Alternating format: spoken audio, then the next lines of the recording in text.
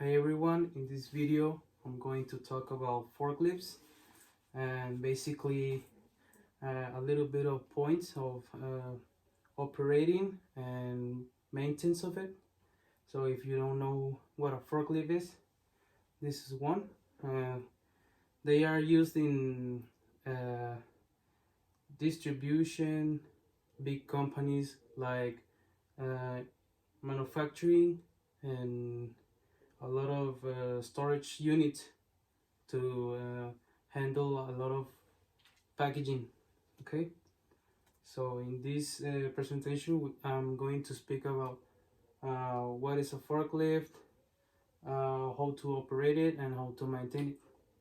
And the main objectives is to promote best practices in the use of forklifts under STPS or OSHA guidelines.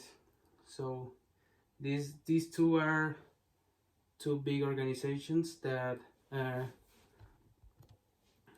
get a lot of um, rules to operate safely the forklift.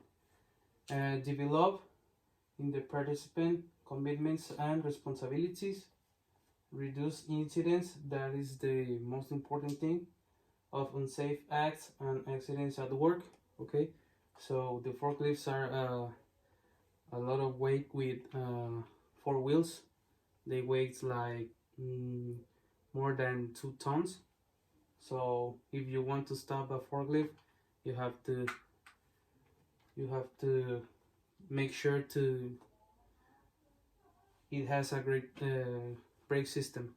Okay, so the main definition of a forklift, it is any mechanical device used for the movement of supplies, like I mentioned before, materials and finished products, driven by internal or electric combustion. So uh,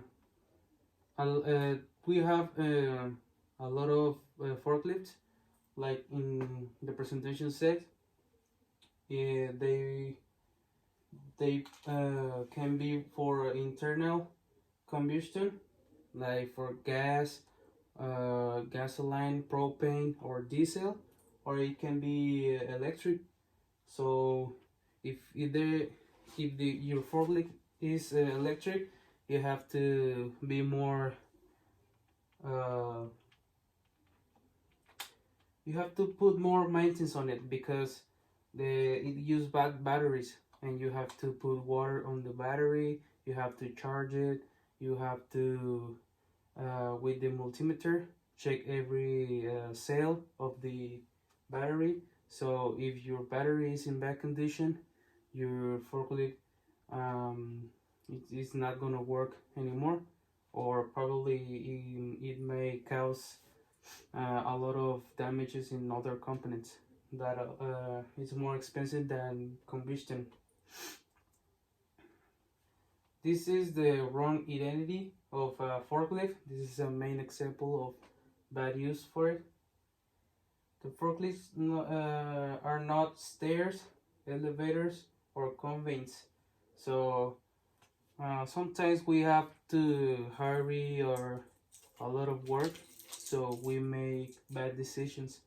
Like here, if you don't have the proper forklift to lift something that high or that heavy, some people do this. So this is the wrong way to operate a forklift.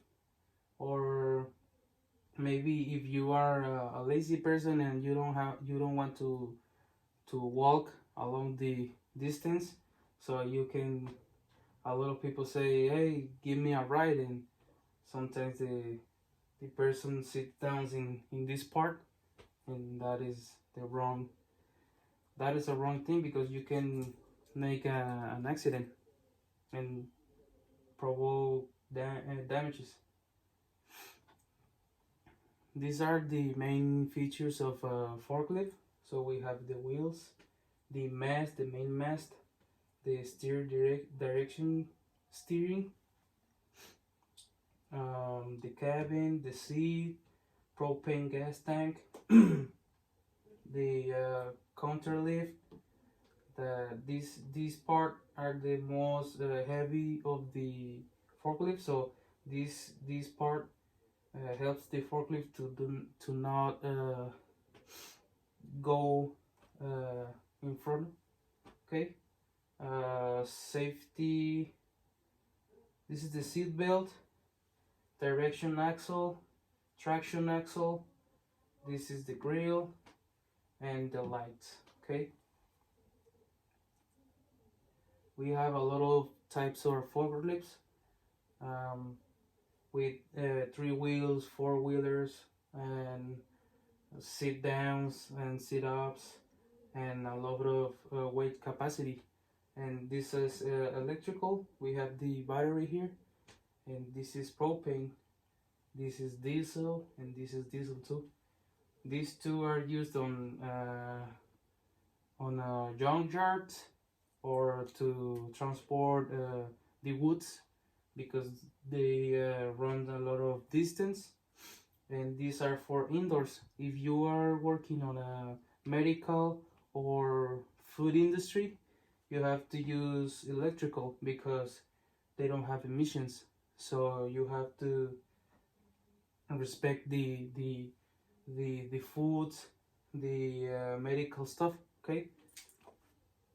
This is called order picker. The person is stand up in the forklift, so the forklift elevates the system with the person on it, and the person has an harness or for safety reasons, and to pick the merchandise and go down for delivery.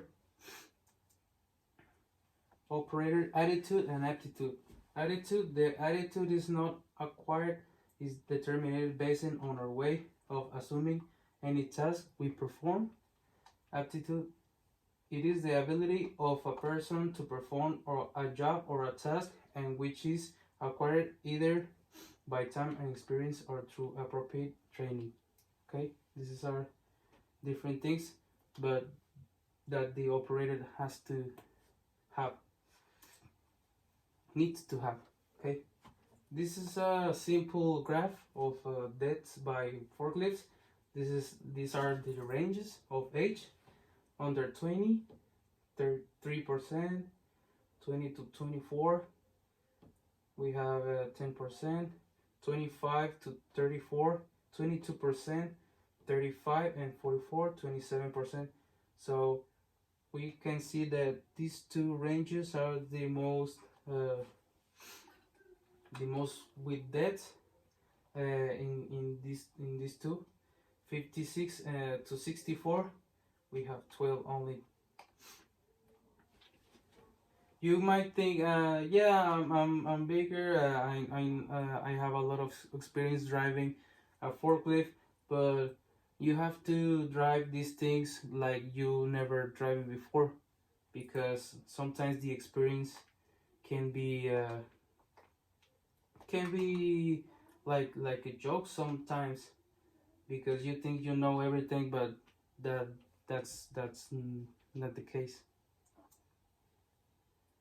This is the stability of triangle. This is the all of the messes of the forklift. So we have we call it horquillas, and here is where the main product is on, and this is the traction axle and the direction axle. So the person sit down here to drive. Like I mentioned before, you have to be careful on your product, because if you put it way too way to the edge of the horquillas, you might flip the forklift. So that's an accident. Okay. Elemental inspection. There is an external preventive maintenance established by the equipment manufacturer.